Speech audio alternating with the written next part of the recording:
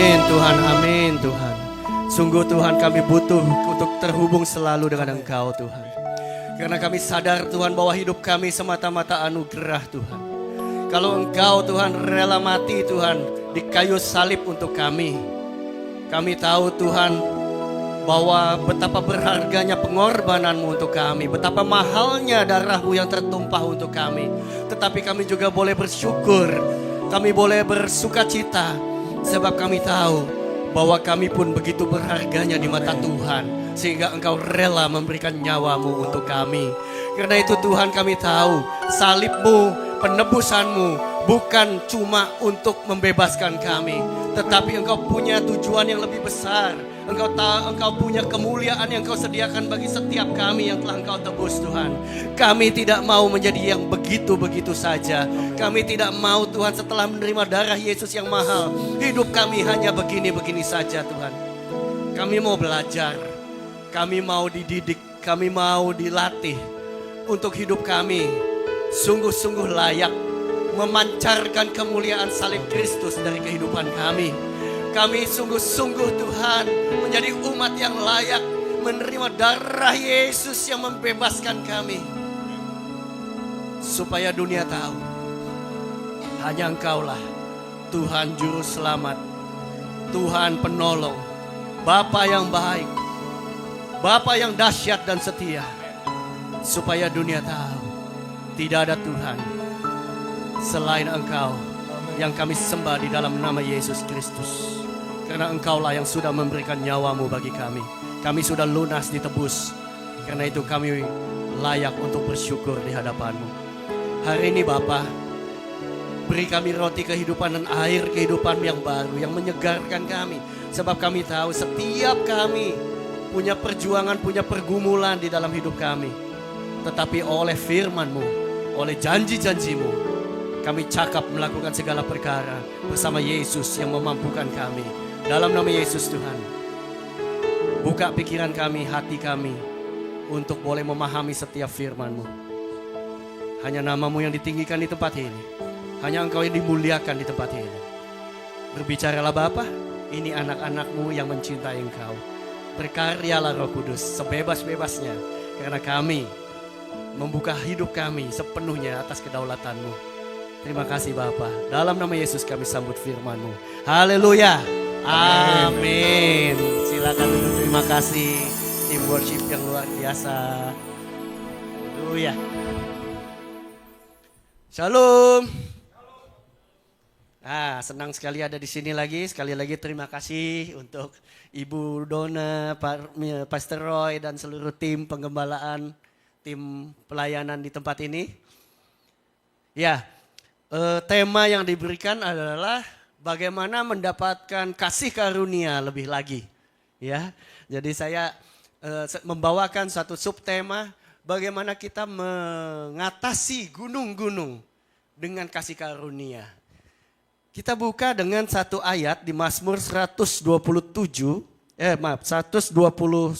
ayat 1 dan 2. Dikatakan, aku melayangkan mataku ke gunung-gunung. Dari manakah akan datang pertolonganku? Pertolonganku ialah dari Tuhan yang menjadikan langit dan bumi. Di dalam kehidupan kita sehari-hari, sering kali kita menemukan penghalang-penghalang kehidupan. Gunung-gunung yang sepertinya menutup jalan kita untuk menuju tujuan yang sedang kita ingin capai. Seringkali gunung-gunung itu kayaknya kok berat banget buat dilaluin. Kita mencari pertolongan. Walaupun ayatnya jelas mengatakan pertolonganku adalah dari Tuhan. Tetapi di dalam kenyataan menjalaninya, wow, pergumulannya luar biasa. Apa yang kita harapkan tidak terjadi. Apa yang kita inginkan tidak terkelihatan. Bahkan ditulis juga bahwa kadang-kadang kita ingin melakukan kebaikan, kok malah yang salah yang kita kerjakan. Next. Karena di Roma 3 ayat 23, firman Tuhan bilang, semua orang telah berbuat dosa dan telah kehilangan kemuliaan Allah. Kenapa hidup kita butuh pergumulan yang luar biasa. Kenapa kita jatuh bangun dan kita butuh pertolongan, kita berharap suatu pertolongan, kita tahu Tuhan sumber pertolongan, tetapi kok itu nggak kelihatan.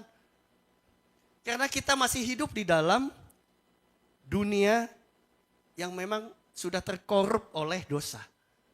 Segala sesuatu yang jahat itu terbuka di dunia ini sehingga kita yang mencoba untuk hidup benar, mencapai satu nilai kebenaran, itu berjuangnya luar biasa. Kadang-kadang kita berasa kita udah mengandalkan Tuhan.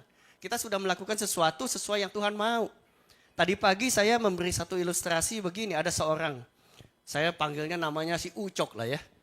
Ucok ini bergumul dalam hidupnya, dia punya lahan, tanaman-tanamannya itu dia pingin lebih luas, dia ingin lebih menghasilkan, lebih berbuah, dia pingin punya penghasilan lebih dari apa yang dia lakukan di tanamannya.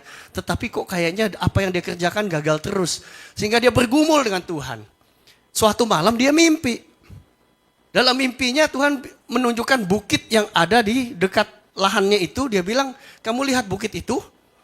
Kamu dorong itu bukit katanya.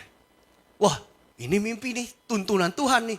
Mungkin waktu bukit itu bergeser akan ada lahan subur yang saya dapat. Jadi besok paginya langsung dia mencoba mendorong itu gunung, bukit. Dia pingin menggeser bukit itu dengan harapan apa yang Tuhan sampaikan lewat mimpi. Ini akan jadi kenyataan bahwa aku punya lahan yang baru. Tapi sehari dia dorong, 2 hari dia dorong, 3 hari, 4 hari terus. Boro-boro dapat lahan, bergeser 1 senti pun tidak.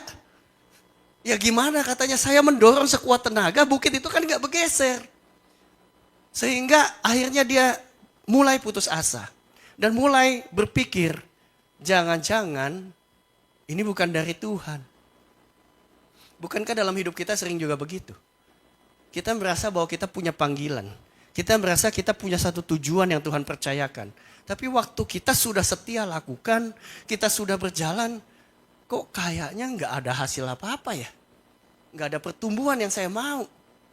Ada apa ini? Next. Itu sebabnya manusia mulai mereka-reka.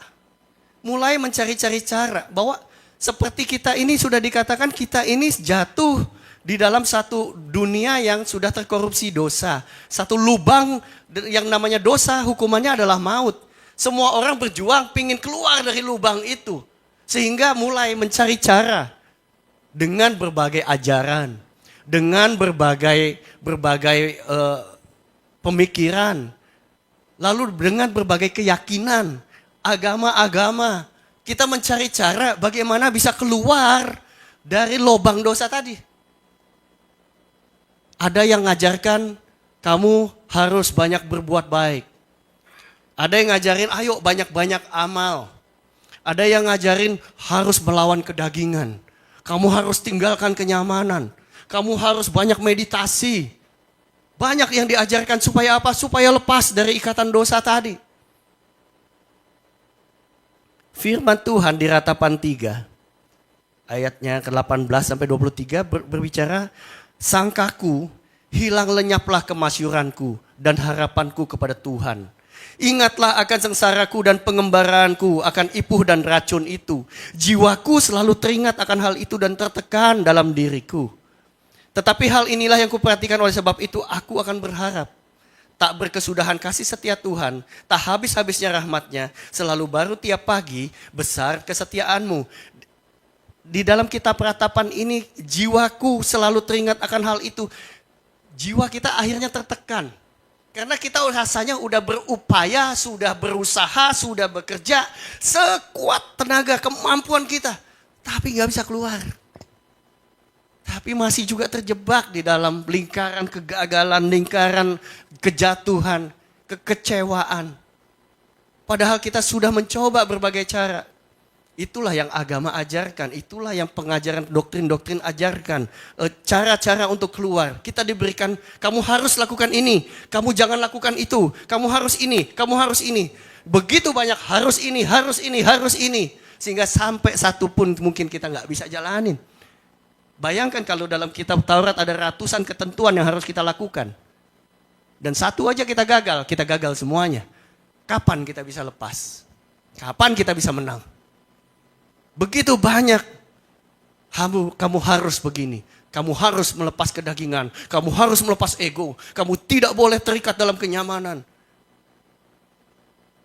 Terlalu banyak harus. Sehingga manusia akhirnya merasa kayaknya gak mungkin deh. Aku gak mungkin bisa lepas. Next. Karena itulah.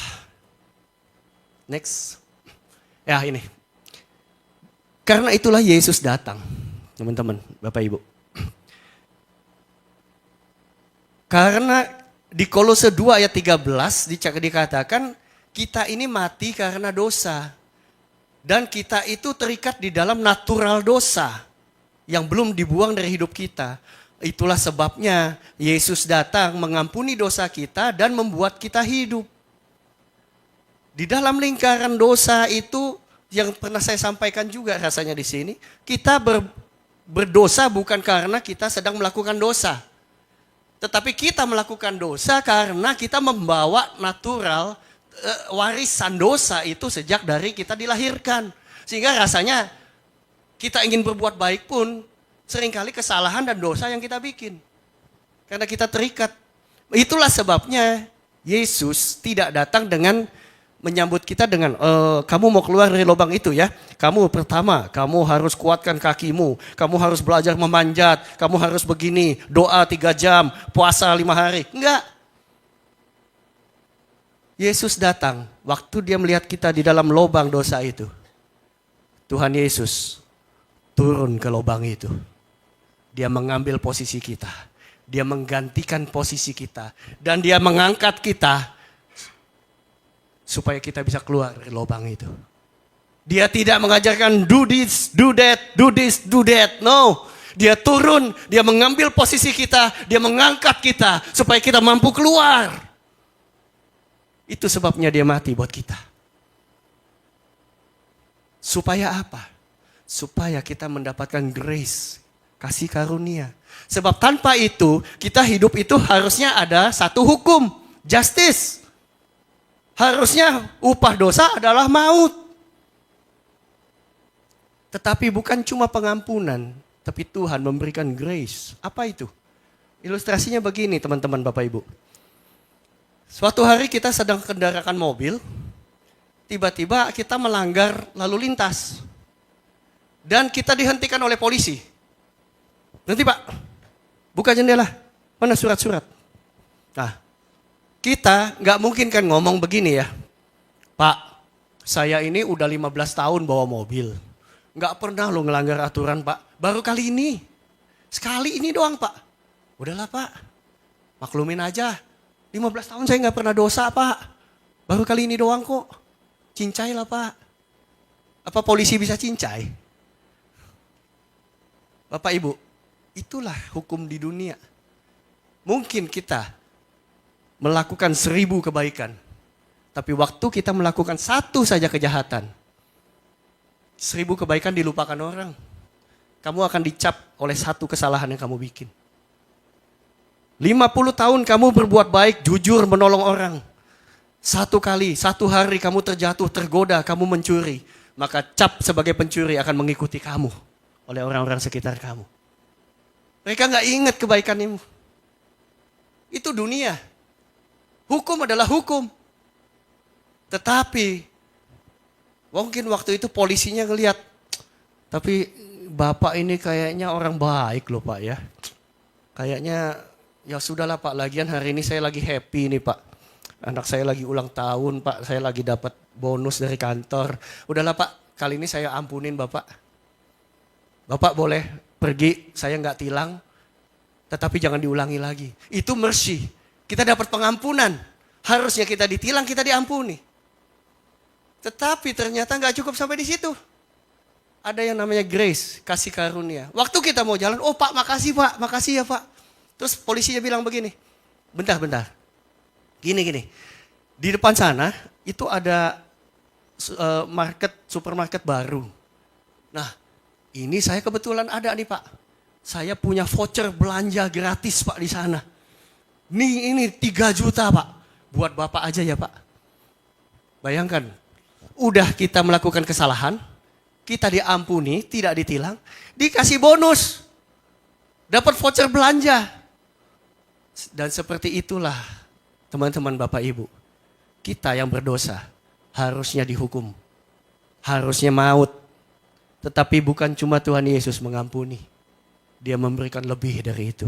Itulah grace yang harusnya tidak layak kita terima. Tidak pantas kita terima. Dia memberikan hidup. Hidup yang baru. Dari tadinya natural dosa, kita diputus dan kita lahir baru. Nah, waktu kita lahir baru, Bapak Ibu. Sebetulnya, boleh next? Sekali lagi. Ya. Waktu kita lahir baru, kita menerima anugerah keselamatan, banyak orang yang salah mengartikan grace. Ada yang menganggap grace itu adalah suatu upah yang dihitung dari apa yang kita perbuat. Jadi ada yang legalisme, katakan kalau kamu melakukan ini, dapatnya ini. Kalau kamu dapat melakukan ini, hadiahnya ini. Kita dihitung dari perbuatan yang kita lakukan. Dan kalau itu seperti Tuhan seperti itu, tidak satupun dari kita yang layak dapat berkatnya.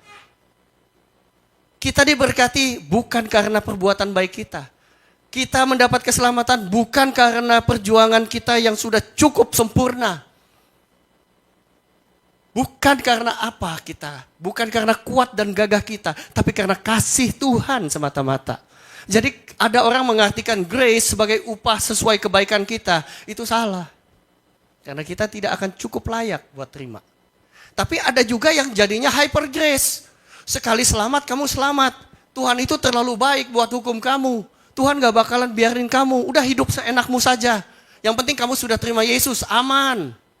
Kamu mau hidup berantakan, kamu mau nyolong, kamu mau apa itu bebas. Itu juga ngaco. Kita ditebus, kita dibebaskan Tuhan, kita diberikan kelahiran baru. Ada tujuan Tuhan di situ. Ada tanggung jawab yang baru yang kita harus bawa.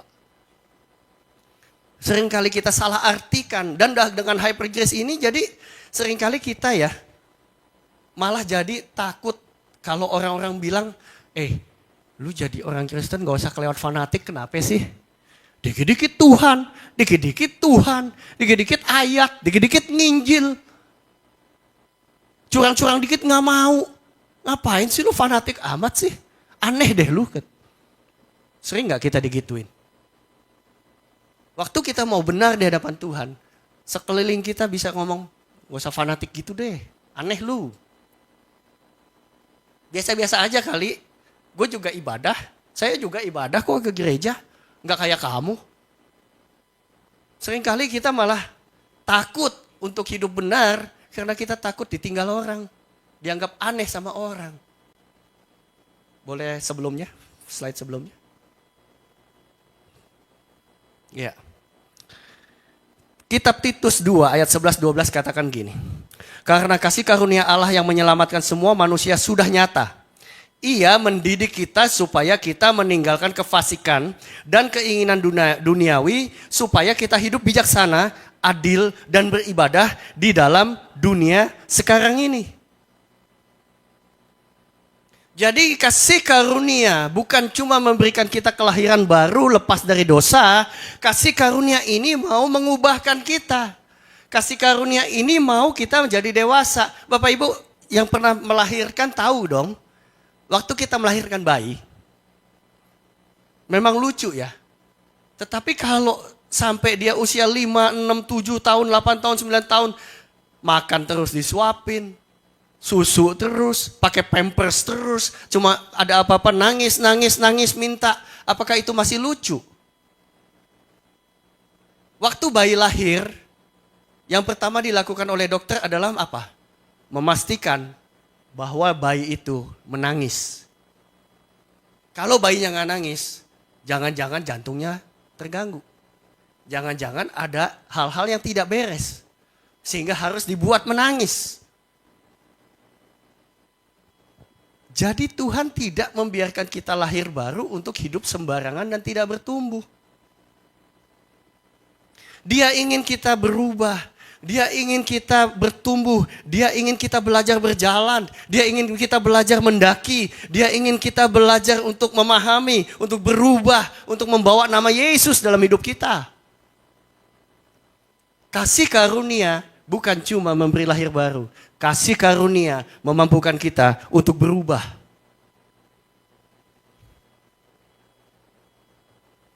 Itu sebabnya seringkali kita merasa seperti ada duri di dalam daging. Itu sebabnya rasanya sepertinya hidup kita seringkali membawa beban-beban, pergumulan-pergumulan. Next. Satu lagi.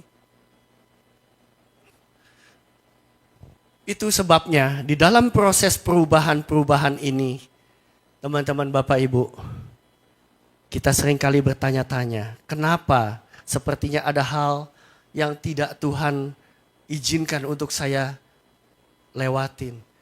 Rasul Paulus di 2 Korintus 12 ayat 7 berkata, supaya aku jangan meninggikan diri karena pernyataan-pernyataan yang luar biasa itu. Maka aku diberi suatu duri di dalam dagingku, yaitu seorang utusan iblis untuk menggocoh aku, supaya aku jangan meninggikan diri. Rasul Paulus adalah seseorang yang hebat. Dia lulusan terbaik sekolah Gamaliel. Dia adalah orang terkemuka, terpandang. Dia menjadi pemimpin yang dihormati dan ditakuti. Dia yang memimpin waktu itu bagaimana menghukum Stefanus. Dia menjadi orang tokoh yang sangat diseganin. Tetapi waktu dia menjadi seorang hamba Tuhan, waktu dia menjadi rasul, dia melakukan banyak mujizat-mujizat, perkara-perkara ajaib yang luar biasa. Tetapi ada penyakit di dalam tubuhnya yang sampai akhir tidak disembuhkan Tuhan. Dia bilang, aku sudah berteriak, aku sudah minta tolong, aku sudah minta duri ini dicabut. Tetapi tidak juga dicabut. Kadang-kadang kita harus belajar teman-teman, Bapak Ibu. Tuhan izinkan ada duri-duri, penghalang-penghalang dalam hidup kita. Yang harus kita temukan adalah alasan, tujuan duri itu diizinkan masuk dalam hidup kita. Paulus punya memori, punya masa lalu, kebanggaan, suatu pride, kesombongan yang begitu dihormati orang, ditakuti orang. Kecenderungan itu bisa juga menjatuhkan Paulus waktu dia menjadi rasul yang begitu hebat. Yang disegani, yang banyak mujizat. Yang dimana kesembuhan terjadi di mana-mana. Mujizat-mujizat hebat dilakukan olehnya. Dia sangat cenderung, dia sangat mudah untuk jatuh lagi dalam dosa kesombongan. Karena itu, karena kasih Tuhan sama dia, karena kebaikan Tuhan, duri itu dibiarkan dalam hidupnya Paulus. Supaya dia selalu sadar, semuanya bukan karena dia. Tetapi karena Tuhan izinkan. Tuhan layakkan dia untuk menyatakan kemuliaan Tuhan lewat hidupnya. Hari ini, duri apa yang masih nyangkut dalam hidup kita? Penghalang apa yang rasanya kok gak beres-beres dalam hidup kita? Bukan kita berseru-seru, menangis-nangis, minta Tuhan cabut, minta Tuhan cabut, minta Tuhan cabut. Tapi minta Tuhan hikmat untuk kita bisa ngambil pelajaran. Apa maksud Tuhan dari duri ini? Apa maksud Tuhan untuk saya menghadapi duri ini? Ambil pelajaran yang Tuhan ingin kasih supaya kita naik kelas. Supaya kita berubah. Seringkali kita menuntut perubahan di sekeliling kita. Waktu saya udah terima Tuhan Yesus, kenapa orang tua saya nggak berubah? Kenapa pasangan saya nggak berubah? Kenapa anak saya nggak berubah? Kenapa perlakuan orang di kantor nggak berubah? Kenapa pekerjaan saya nggak berubah? Kita menunggu-nunggu, Tuhan, kapan kau rubah? Kapan kau ubah? Teman-teman, yang Tuhan mau rubah pertama-tama adalah diri kita. Tuhan beracara dengan diri kita pribadi. Kita tidak dilatih untuk jadi orang yang minta. Kasih karunia bukan untuk kita jadi orang yang bermental minta. Tetapi kasih karunia Tuhan akan memampukan kita berubah untuk mengubah. Itu kasih karunia yang Tuhan kasih. Dia nggak mau anak-anaknya jadi anak-anak yang cuma seperti anak kecil minta.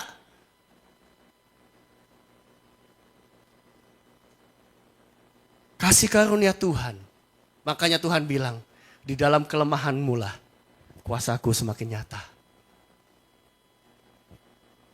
Dia tidak membiarkan kita sama dari dulu sampai sekarang. Dia mau anak-anaknya bukan anak-anak prematur. Dia mau anak-anaknya bukan anak-anak yang pertumbuhannya tidak normal. Dia nggak mau anak-anaknya cuma jadi anak kecil yang gampang ngambek, yang gampang nangis, yang minta, minta, dan minta. Kasih karunia Tuhan adalah kasih seorang bapak yang ingin anaknya berhasil. Nah, seringkali kita diiming-imingin.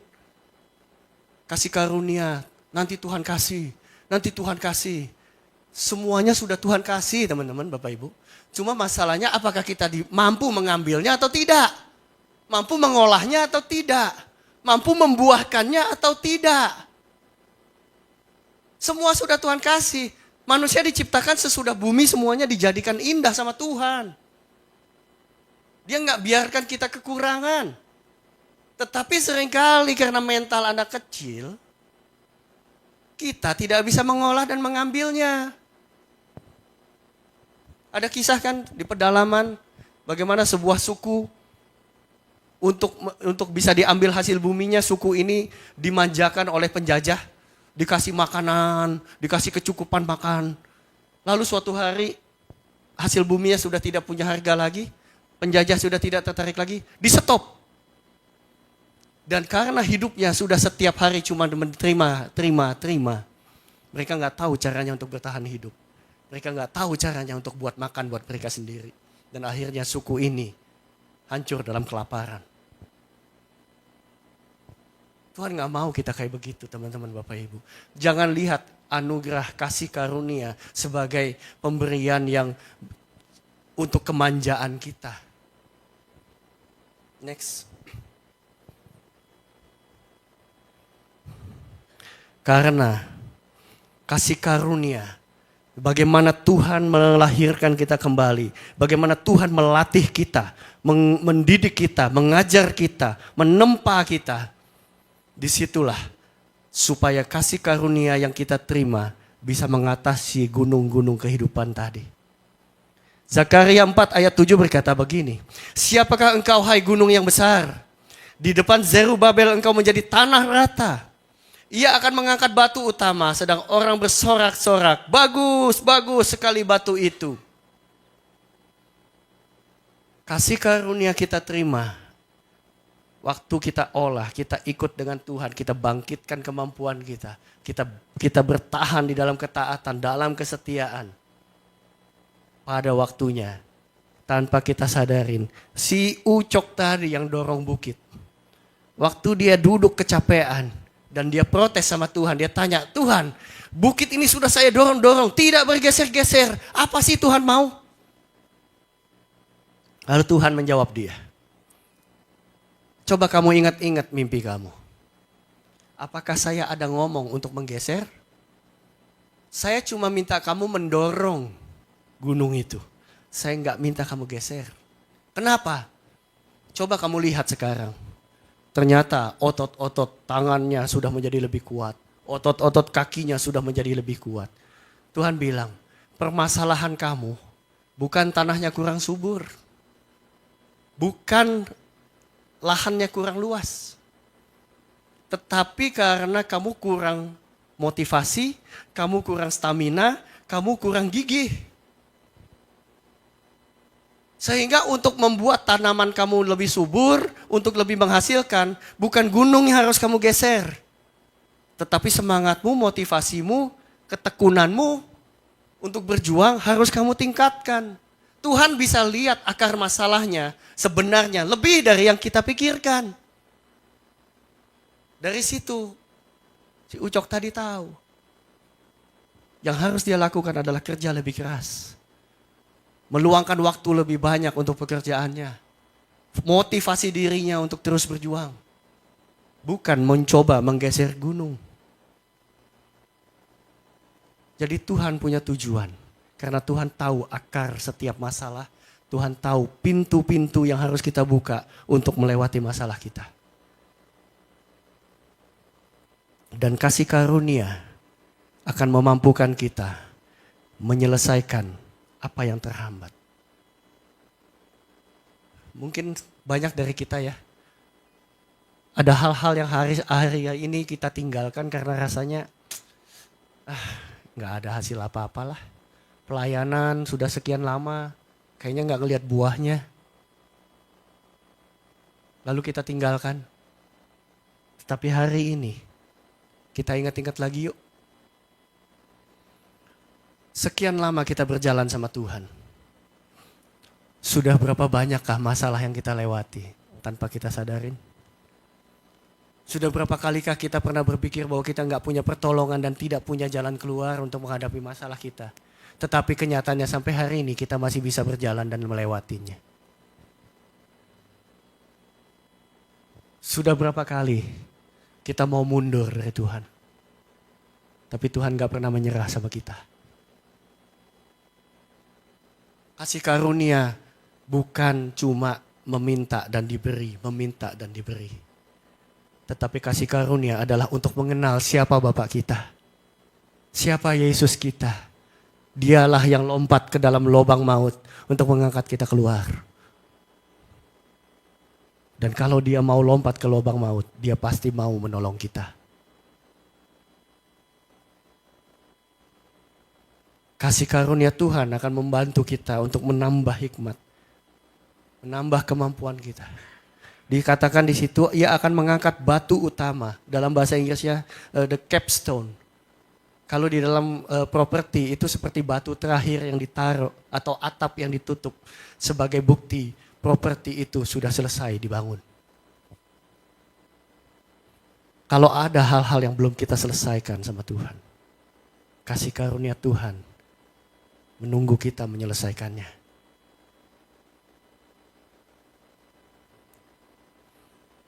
Dan dikatakan di situ, sedang orang bersorak, bagus, bagus sekali batu itu. Tapi dalam bahasa Inggrisnya bukan bagus Bapak Ibu. Disebutnya grace, grace, kasih karunia. Kasih karunia memampukan kita, memberi kita lebih dari yang kita bayangkan. Kalau kita hidup di dalam kasih karunia, apa yang tidak pernah terpikirkan, apa yang tidak pernah kita dengar, itu yang Tuhan sediakan bagi kita. Saya baru dapat kabar kemarin dari anak kami. Ya.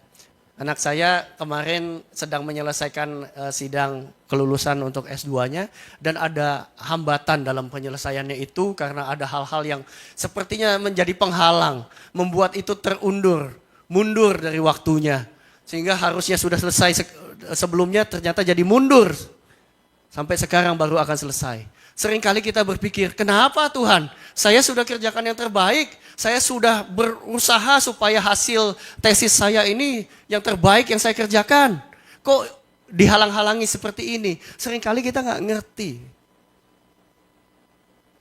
Tetapi yang bisa kami lakukan adalah meyakinkan kami dan anak kami bahwa Tuhan turut bekerja mendatangkan kebaikan bagi semua orang yang percaya dan terpanggil sesuai rencananya. Ada rencana Tuhan di situ. Ada kerinduan juga untuk anak saya mulai bekerja. Kan sudah lulus S2 masa nggak kerja? Ya. Jadi dia mulai melamar pekerjaan-pekerjaan. Teman-temannya yang lulus kemarin, yang sudah lebih dulu lulus, tentunya sudah mulai mengirimkan CV, lamaran-lamaran duluan. Dan teman-temannya bilang, karena ini bukan di Indonesia ya, di luar. Sehingga persyaratannya berbeda.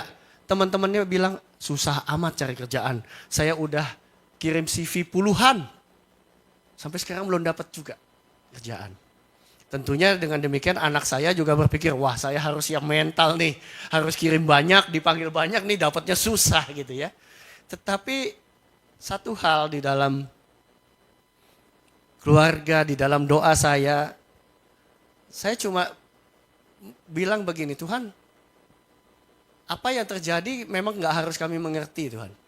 Cuma satu hal yang kami tahu, kami punya Bapak yang sayang sama kami, Dia akan berikan yang terbaik. Lalu anak saya kirim CV dan kemarin tiba-tiba dipanggil. CV-nya belum banyak, itu CV pertama ya. Atau mungkin ya dia kirim beberapa tapi ini panggilan pertama kalinya untuk interview. Persyaratannya banyak. Harus juga fasih bahasa lokalnya. Lokal sana kan Mandarin yang cukup kalau buat saya susah banget sih ya. Karena saya nggak ngerti, tapi harus bisa bahasa Mandarinnya dengan fasih, harus bahasa Inggrisnya lancar karena dia mencari posisi di dalam bahasa Inggris, harus ya banyak lah pesaing-pesaingnya mungkin sudah ada yang punya pengalaman, mungkin yang sudah punya ijazah lebih dan lain-lain saya nggak tahu. Tetapi anehnya waktu dia dipanggil interview, orang satu-satu di interview itu biasanya antara 40 menit, 60 menit, 1 jam, lalu ganti.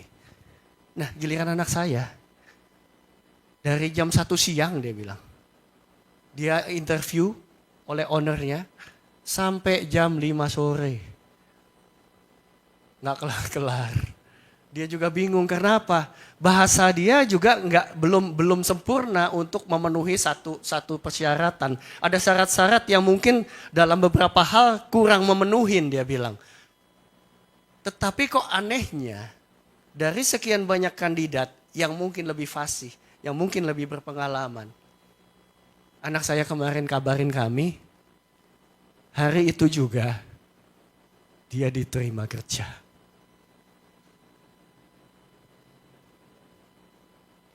Orang bilang ini hoki, tetapi saya tahu sebagai orang yang berdoa, sebagai orang yang bertanya sama Tuhan, saya tahu Bapak sedang memberikan anugerah kepada anaknya. Hal-hal yang tidak biasa.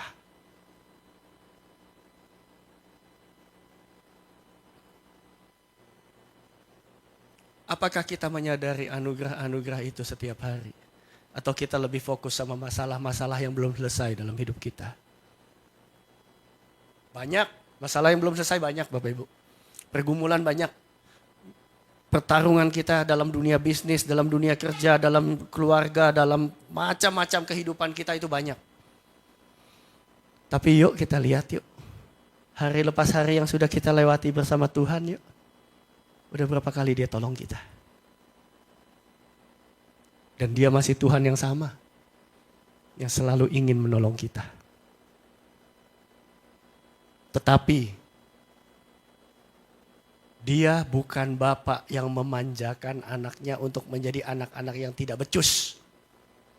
Tetapi dia adalah Bapak yang membangun kita dan memberikan kepercayaan kepada kita untuk kita bisa menang mengatasi masalah hidup kita bersama dengan dia. Pertanyaannya, kalau Tuhan percaya kepadamu, apakah kamu percaya bahwa Tuhan tidak akan mengecewakan engkau? Apakah kamu memutuskan untuk berhenti atau engkau akan memutuskan apapun yang terjadi aku akan berjalan dalam kesetiaan dengan Tuhan? Keputusan di tangan kita. Penyediaan sudah ada, berkat sudah ada, grace tersedia. Tapi Tuhan mau kita bangkit, mengolahnya, mengembangkannya, membuahkannya, bahkan melimpah-limpah supaya kita menjadi berkat bagi banyak orang lain. Tuhan mempercayakan dunia ini dengan segala isinya, dengan segala kemuliaannya untuk kita sebagai anak-anaknya, mengolahnya, membagikannya, menjadi berkat bagi banyak orang lain. Nikmati berkat Tuhan, tetapi jangan disimpan sendiri. Kenapa? Wadah kita kecil Bapak Ibu. Berkat Tuhan begitu besar. Kalau kita simpan sendiri, tidak kita alirkan ke orang lain. Berkat kita cuma itu saja. Kita gak dapat berkat yang baru. Tapi waktu berkat itu mengalir, berkat yang baru Tuhan tuang ke dalam hidup kita. Yes. Saya antusias bicara gini karena setiap hari saya bisa merasakan anugerah Tuhan.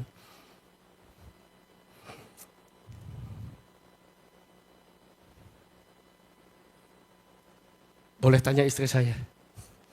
Istri saya orang yang setingkat di bawah Albert Einstein karena logikanya kuat. Dia bisa menimbang hal-hal lewat logikanya. Tapi pada waktu dia berjumpa dengan kebaikan Tuhan, Waktu dia berjumpa dengan anugerah Tuhan, dia bilang, kita gak bisa melogikakan kasih Tuhan. Terlalu besar, terlalu dalam, terlalu tinggi untuk kita pahami. Apa yang gak pantas kita dapatkan, itu yang Tuhan kasih buat kita. Berapa banyak yang sedang putus asa sekarang. Berapa banyak yang memutuskan untuk hidup begini saja pasrah. Dengar. Cari dahulu kerajaan Allah dan kebenarannya, maka semuanya akan ditambahkan bagimu. Anugerahnya ada, berkatnya ada.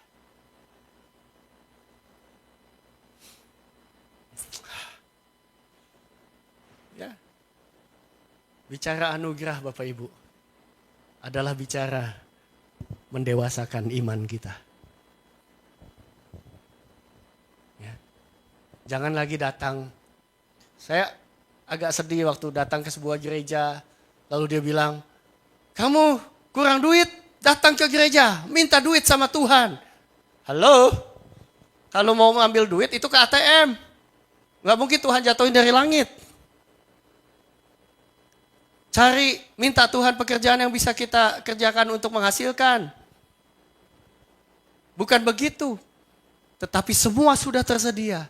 Dan kemampuan sudah diberikan sama Tuhan. Itu yang harus kita bangun.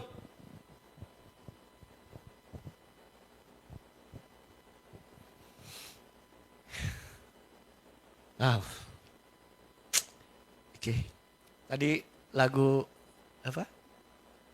Kasih-Mu layakkan seluruh hidupku. Mampukanku melakukan yang Kau inginkan. Itu dia. Itu dia anugerah. Tuhan memampukan kita melakukan apa yang Dia rencanakan atas hidup kita. Tak bisa aku terlepas, Kau menggenggam tanganku. Ya, Tuhan gak biarkan kita sendirian kok. Waktu kita berjalan untuk meraih itu, Tuhan tidak biarkan kita sendirian. Tetapi ingat selalu, ku terhubung denganmu. Selalu melekat di hatimu. Itu yang harus kita jaga teman-teman. Lagu ini bicara soal anugerah. Karena kita sudah diberi hidup, kita bisa terhubung dengan Tuhan. Bisa melekat dengan Tuhan. Jadi anugerah yang pertama, Tuhan melepaskan kita dari dosa dan memberikan kelahiran yang baru. Yang anugerah yang kedua, bahwa Tuhan memampukan kita untuk belajar, menjadi dewasa, menjadi kuat, menjadi orang yang bertanggung jawab dan bisa dipercaya oleh Tuhan. Kasih karunia yang ketiga adalah setelah kita menjadi dewasa dan kuat di dalam Tuhan, kasih karunia itu akan mengatasi gunung-gunung kehidupan kita dan menyelesaikan semua pekerjaan yang selama ini terhambat dan dihambat oleh musuh. Teman-teman, selamat menikmati anugerah Tuhan. Musik boleh bantu saya? Wow, anugerah Tuhan gak pernah selesai, selalu baru setiap pagi.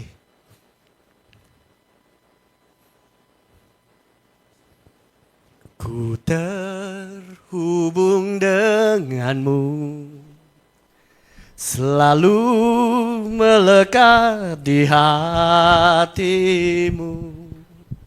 Firman-Mu itulah dasar hidupku yang berdaulat atas. Ku terhubung,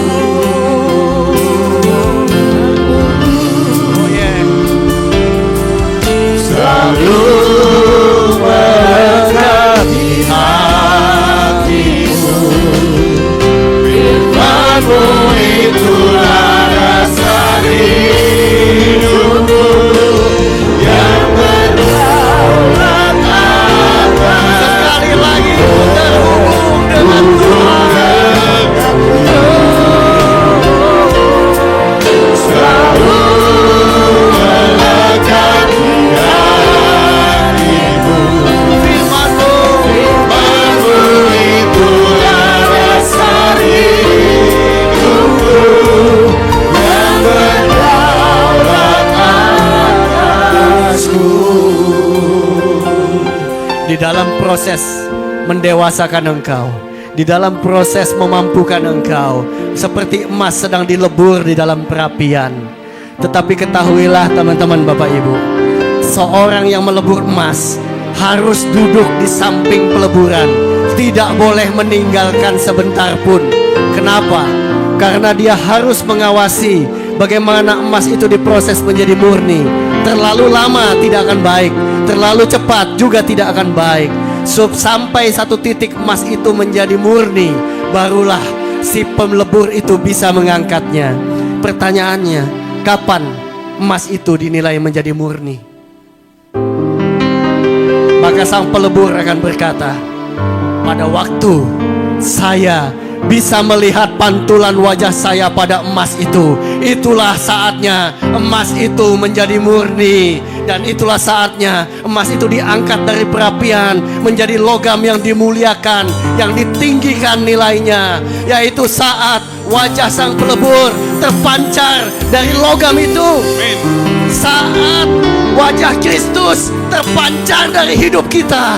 Waktu kita berkata, waktu kita berjalan, waktu kita bertindak, waktu kita berpikir, wajah Kristus terpancar dari hidup kita. Itulah saatnya kemuliaan dinyatakan, kemurnian dinyatakan, dan engkau layak mendapatkan kenaikan kemuliaan dari Tuhan kita Yesus Kristus.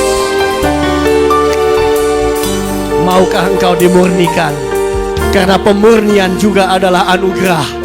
Sebab tidak semua orang akan diajar oleh Tuhan, tidak semua orang dimurnikan oleh Tuhan, tetapi hanya mereka yang merelakan hidupnya menjadi orang-orang yang mau dibentuk oleh Tuhan, yang menerima Yesus sebagai Tuhan dan Juru Selamatnya. Hanya mereka yang punya kesempatan untuk dilebur menjadi murni. Karena itu bersyukurlah atas prosesmu, bersyukurlah karena Tuhan mendidik engkau, bersyukurlah sebab itu anugerah yang Tuhan sediakan bagimu, supaya engkau mampu mengatasi gunung-gunung, mampu menyelesaikan segala pekerjaan yang terhambat, supaya engkau mampu mengatasi segala masalah kehidupanmu dan keluar menjadi pemenang di dalam Kristus Yesus yang memampukan engkau.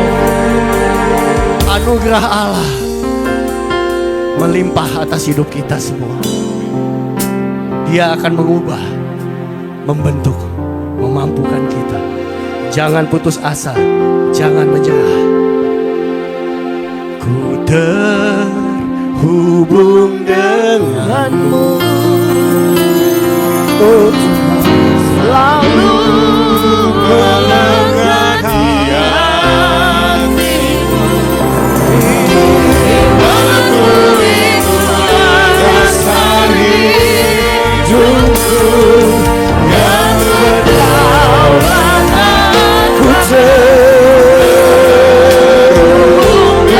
terhubung denganmu, selalu melengkapi hatiku. Yesus, firman-Mu itulah dasar hidupku, yang berdaulat atasku. Firman-Mu, firman-Mu itulah dasar hidupku, yang berdaulat atasku. Kami berdoa Tuhan, dalam setiap firman yang ditaburkan pada malam hari ini Tuhan, boleh menjadi dasar hidup kami, dasar setiap langkah